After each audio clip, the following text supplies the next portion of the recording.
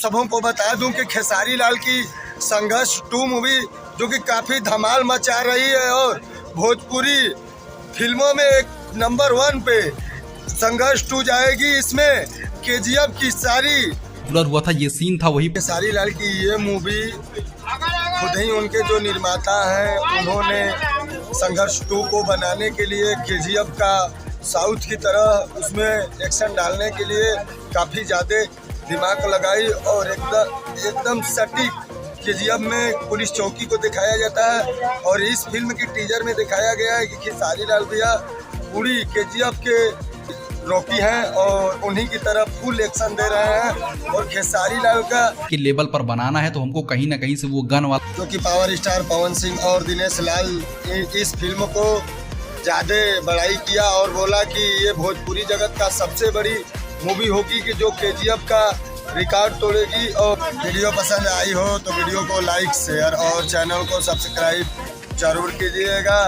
जय हो भोजपुरी समाज की।